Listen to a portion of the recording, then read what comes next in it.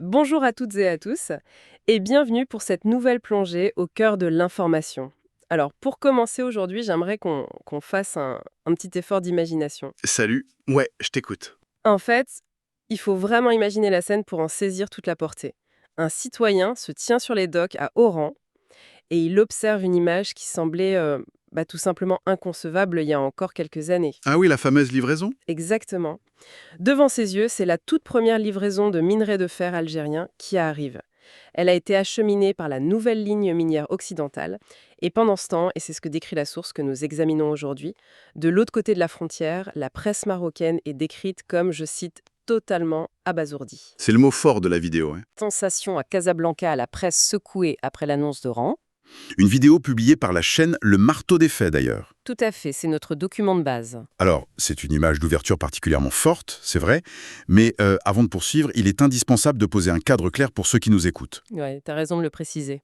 La vidéo que nous analysons touche à des dynamiques géopolitiques très sensibles entre des pays voisins. Elle décortique des réactions médiatiques fortement polarisées. L'objectif de notre discussion aujourd'hui n'est absolument pas de distribuer les bons ou les mauvais points, Non, bien sûr. ni de valider une quelconque posture politique d'un côté ou de l'autre de cette frontière. Notre démarche est de décortiquer de manière purement analytique et impartiale les faits techniques. On va regarder les chiffres de production colossaux et les perspectives macroéconomiques telles qu'ils sont présentés par l'auteur de la vidéo. C'est ça. Il s'agit vraiment de lire ce matériel source avec la plus grande objectivité possible. Le cadre est parfaitement posé. En tant qu'animatrice, je suis d'accord avec toi, c'est essentiel pour la suite. La mission de cette exploration est d'une ampleur monumentale. Ah, on peut le dire. Nous allons essayer de comprendre comment la construction d'un axe ferroviaire de près de 950 km à travers des étendues désertiques ne se résume pas à un simple exploit technique. Selon l'analyse de notre source, ce chantier colossal est ni plus ni moins en train de redessiner l'architecture économique de toute une nation. Rien que ça. Ouais, et ça bouscule des certitudes géopolitiques régionales bien ancrées. Ça transforme une montagne de fer isolée en un véritable levier de souveraineté à l'échelle mondiale. Détaillons un peu tout ça. Ce qui frappe d'emblée dans la vidéo, c'est la description de cette onde de choc médiatique. L'auteur décrit une sorte d'effet domino du scepticisme. Un scepticisme qui confine presque à l'absurde d'ailleurs selon la source. C'est ça. Face aux premières images, ils ont juste dit que c'était faux. Ce qui est fascinant ici, c'est ce que la vidéo qualifie de manière très clinique de déni objectif. Déni objectif, j'aime beaucoup ce terme. Ce qui est analysé ici, c'est vraiment l'incapacité initiale de certains observateurs à traiter une information qui contredit fondamentalement leur grille de lecture habituelle. Ouais, c'est exactement ça. La vidéo raconte comment, face aux toutes premières images de ce succès logistique, la réaction immédiate a été le rejet total. Les médias cités ont d'abord affirmé que les images étaient truquées. Démontage photo en gros. Voilà. Ensuite, comme les informations continuaient d'affluer et gagner en crédibilité, le doute s'est déplacé. On a commencé à remettre en question le train lui-même. Genre, c'est pas le bon train. Puis l'identité des personnes visibles sur les quais, et finalement, la source souligne que certains en sont venus à douter publiquement de l'existence même de la voie ferrée. C'est quand même assez fou quand on y pense. On assiste à une escalade dans l'incrédulité. Mais face à des milliers de tonnes d'acier qui se déplacent, comment ce type de narration peut-il tenir sur la durée? Il ne tient pas, justement. Et c'est tout le propos de la source. Le récit sceptique s'est heurté à la réalité la plus têtue qui soit. La réalité physique et matérielle du terrain. Les faits, quoi. Exactement.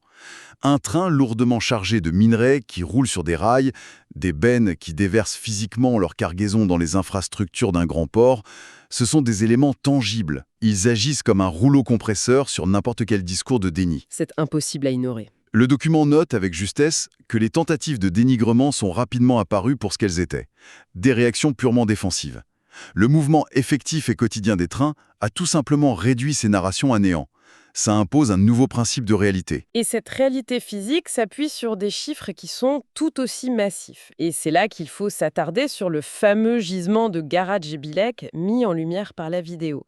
Les statistiques donnent tout simplement le vertige. Les chiffres sont astronomiques. On parle de réserves estimées entre 3,5 et 5 milliards de tonnes de fer brut. Pour ceux qui nous écoutent et qui suivent un peu les marchés des matières premières, on sait que cela place immédiatement ce site parmi les réserves les plus importantes de la planète. Dans le top mondial, oui. On ne parle pas ici d'une petite exploitation locale. C'est un volume capable de rivaliser avec les gisements historiques que l'on trouve dans des pays miniers géants comme l'Australie ou le Brésil. C'est une montagne de minerais. C'est une ressource capable d'alimenter la demande industrielle mondiale pendant des décennies. Et le truc, c'est que la présence de cette ressource est connue depuis très longtemps, ce n'est pas une découverte récente. Ce qui manquait, et c'est vraiment le point névralgique de l'analyse, c'était le moyen de la sortir de son isolement. Le transport, en fait. Voilà. Pour réveiller ce potentiel dormant, il fallait concevoir et exécuter un exploit logistique sans précédent pour le pays. La source détaille le déploiement de cette ligne minière occidentale qui s'étire actuellement sur près de 950 km. 950 km de rails. Et ce n'est qu'une première phase. L'objectif affiché est d'atteindre les 1500 km une fois l'interconnexion avec le réseau ferroviaire national totalement finalisé.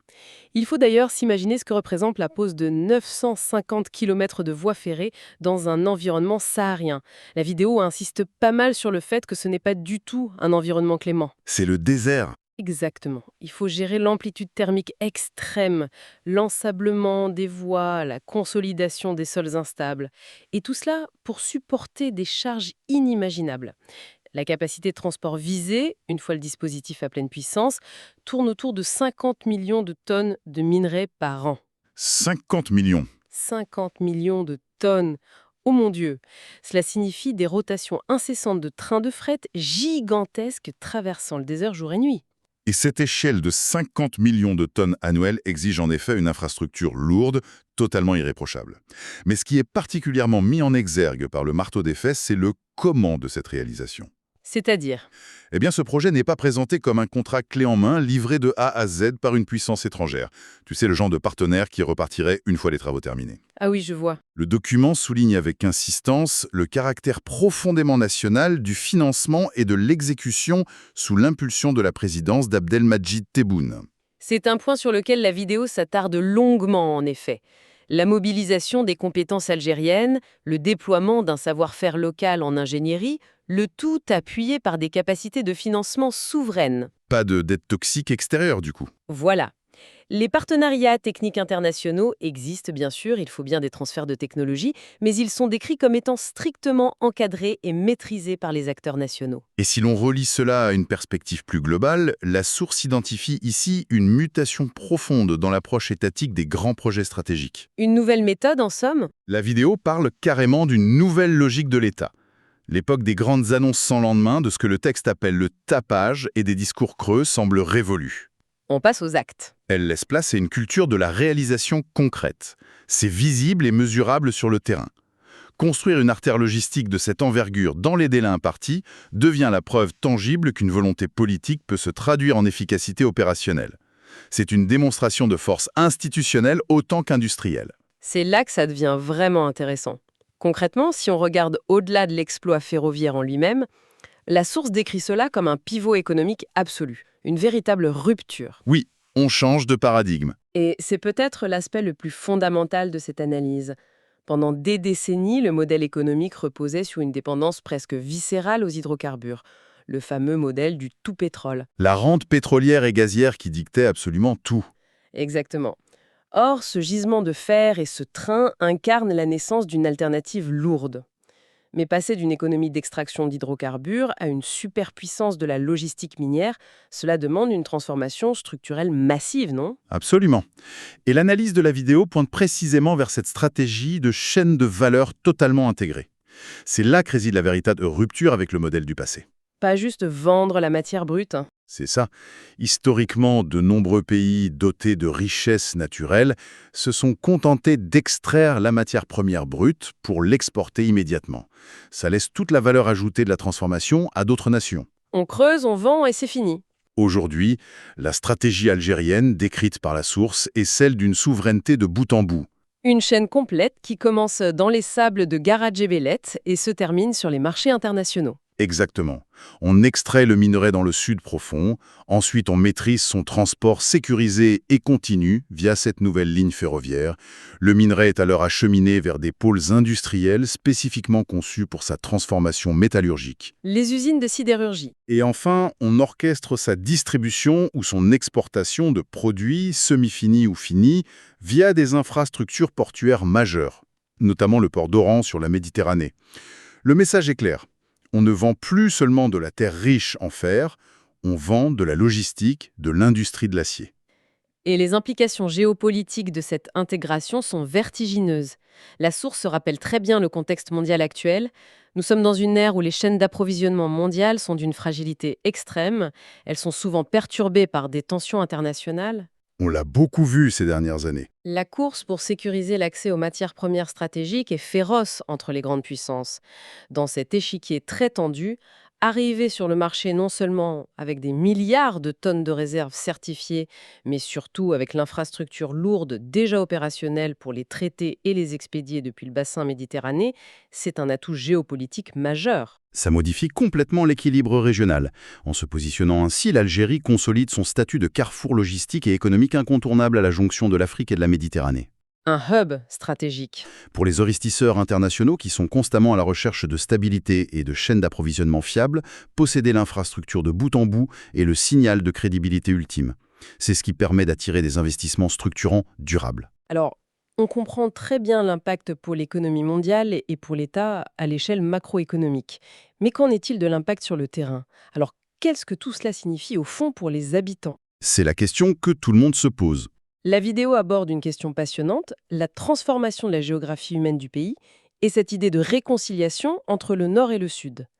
La source cite spécifiquement des wilayas, ces immenses provinces du sud et de l'ouest, comme Tinbouf, Béchar, Beni Abbès ou encore Nahama. Des régions très vastes. Historiquement, ces territoires immenses étaient souvent perçus, à tort ou à raison, comme des zones un peu périphériques, comme si elles étaient isolées des grands pôles économiques côtiers. C'est un point névralgique de l'analyse, oui.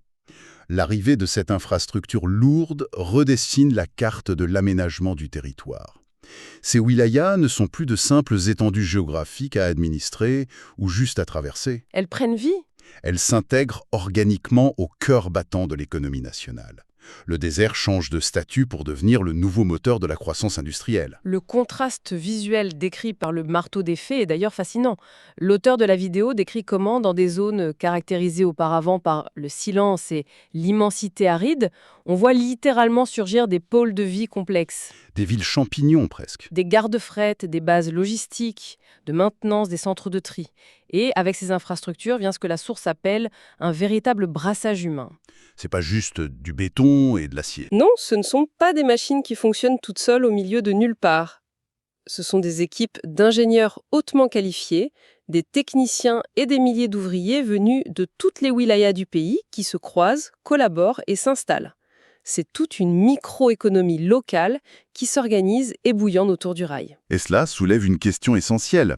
Ce brassage humain implique une dynamique sociale fondamentale que la vidéo met en lumière. Le succès pérenne d'un projet d'une telle envergure ne se mesure jamais uniquement à l'aune des tonnes d'acier déplacées ou des kilomètres de ballast posés. Non, il y a l'humain. Il se mesure à son niveau d'adhésion sociale. En créant de l'emploi direct et indirect, en désenclavant ces territoires, l'État envoie un signal fort aux populations locales.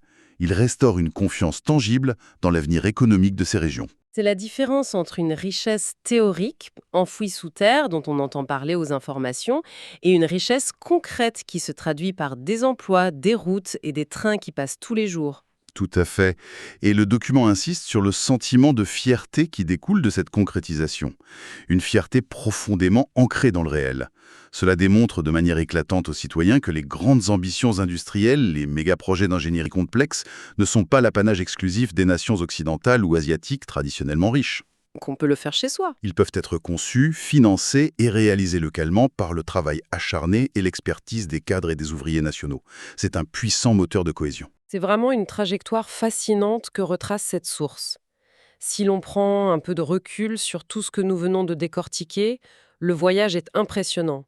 Nous sommes partis d'une scène presque anecdotique, la stupéfaction face aux premières images d'un train minéralier traversant les dunes, et les tentatives médiatiques de nier cette réalité. Le fameux déni objectif. Oui, pour ensuite découvrir sous la surface de cette anecdote la réalité incontestable d'un projet titanesque, mobilisant des milliards de tonnes de fer. Le document nous a permis de cartographier une transition historique majeure pour l'Algérie. C'est le passage d'une économie historiquement rentière, adossée presque exclusivement aux exportations d'hydrocarbures, vers l'affirmation d'une puissance logistique et métallurgique souveraine. Une puissance capable de relier physiquement et économiquement son sud profond à la façade méditerranéenne. Exactement. Et pour tous ceux de notre audience qui s'intéressent aux dynamiques mondiales, la pertinence de cette analyse réside dans la leçon qu'elle offre sur la nature même de la souveraineté économique au XXIe siècle. L'analyse de la source le démontre de manière implacable. La souveraineté réelle ne s'obtient pas par des déclarations d'intention ou des postures diplomatiques. Ça ne suffit plus. Elle se forge par des choix budgétaires courageux, orientés vers l'investissement lourd, par la valorisation de la compétence humaine nationale, par une vision stratégique maintenue sur le long terme et surtout par la construction d'infrastructures tangibles.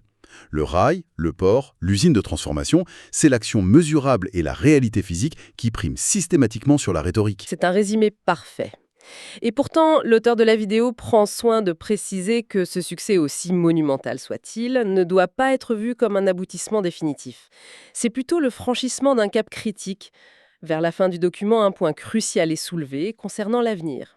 L'enjeu de demain, oui. Il est mentionné de manière très explicite que la durabilité et la rentabilité à long terme de ce méga-projet dépendront de la capacité des décideurs à l'inscrire dans une stratégie plus large. Une stratégie qui doit impérativement intégrer l'innovation technologique continue, mais surtout, et c'est le grand défi de notre époque, la protection stricte de l'environnement fragile du désert. L'intégration des normes environnementales dans l'industrie lourde et l'extraction minière est en effet le critère ultime. C'est ce qui définira la viabilité de ce modèle sur les prochaines décennies. Ce qui nous amène à une réflexion finale, une véritable perspective vertigineuse à garder en tête après cette analyse. Si ce projet colossal de la ligne minière occidentale et de Garadje-Billet parvient non seulement à industrialiser et désenclaver toute une région, mais réussit également à relever ce défi crucial de l'intégration environnementale et de l'innovation mentionnée par notre source, alors le désert du Sahara pourrait-il devenir de manière tout à fait paradoxale le grand laboratoire mondial de l'industrie lourde durable de demain? C'est une excellente question. C'est une question vaste et ouverte qui bouscule nos perceptions traditionnelles des espaces désertiques. Une matière à réflexion particulièrement stimulante à méditer jusqu'à notre prochaine plongée au cœur de l'information. Merci à toi de m'avoir accompagné aujourd'hui. Merci à toi, c'était un plaisir.